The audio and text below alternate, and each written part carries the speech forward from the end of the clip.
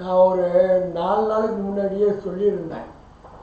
இந்த டீ கடைங்க இரவு நேரம் நடத்துகிற கடைங்களில் பிரச்சனைகள்லாம் இரவு நேர கடைகள் டீ கடைகள்ல இரவு நேர கடைகளில் பிரச்சனை இருக்குது. சென்னை உயர் நீதிமன்றம் ஒரு உத்தரவு கொடுக்குது, சென்னை மதுரை கிளை நீதிமன்றம் ஒரு உத்தரவு கொடுக்குது.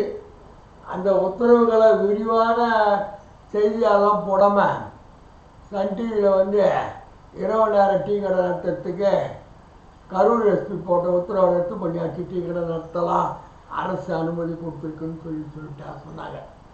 அது சம்மந்தமாக சொல்லியிருந்தேன். நான் செய்தி வெளியிட்டும் காவல்துறை கண்டுக்கலை.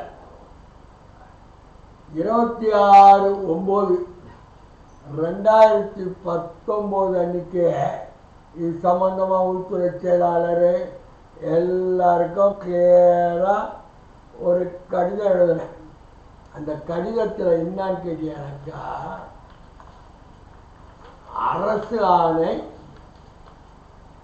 கிளியராக கொடுத்துருக்கு. அரசு ஆணை கிளியராக கொடுத்துருக்காங்க. ஆமாம், இந்த அரசு ஆணை இரவு நேர டீ கடைங்க இரவு நேர இது நடத்துறதுக்கு சட்ட விதிகள் படி எல்லா சட்ட விதிகள் படி நடத்தலான்னு சொல்லி கொடுத்துருக்கு. அதில் ஒரு சில நிபந்தனைகளை கொடுத்து அந்த நிபந்தனைகள் படி தான் நடத்தணும்னு சொல்லி கொடுத்துருக்கு.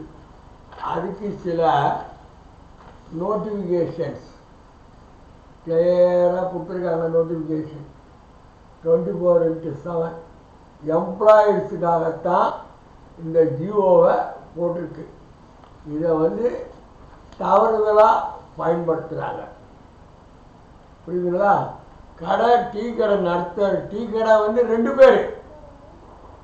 இந்த அரசு ஆணை 10 பேர்.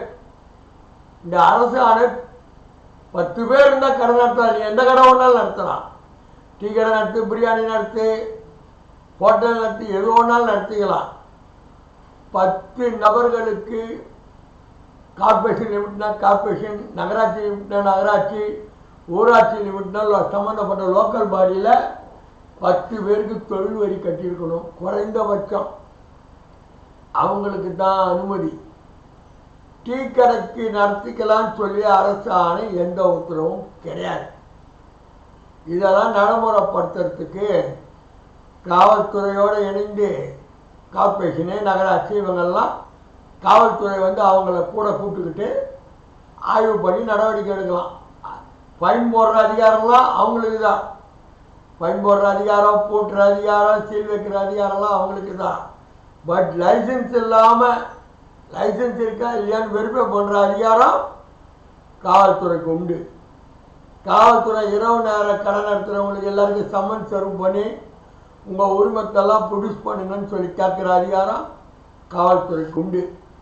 இனியாவது காவல்துறை அது நடவடிக்கை எடுக்குமா? சம்பந்தப்பட்ட உள்ளாட்சித்துறை அதிகாரிகள்லாம் நடவடிக்கை எடுப்பாங்களா?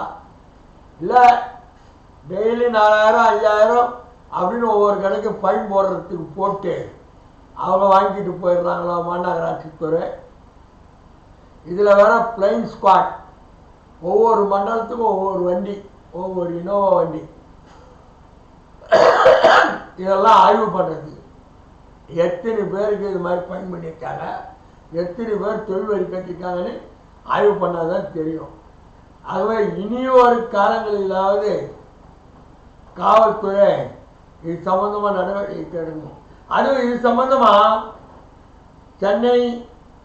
சென்னை மற்றும் ஆவடி, தாம்பரம் காவல் நிலையங்களில் இது அளவில்லாமல் கடைஞ்சி இயங்குது. இரவு நேரத்தில் சட்ட ஒழுங்கு பிரச்சனை பயங்கரமாக ஏற்படுத்தி இதெல்லாம் இனியாவது கண்டுகொள்வாங்களான்னு பொறுத்திருந்து பார்ப்போம்.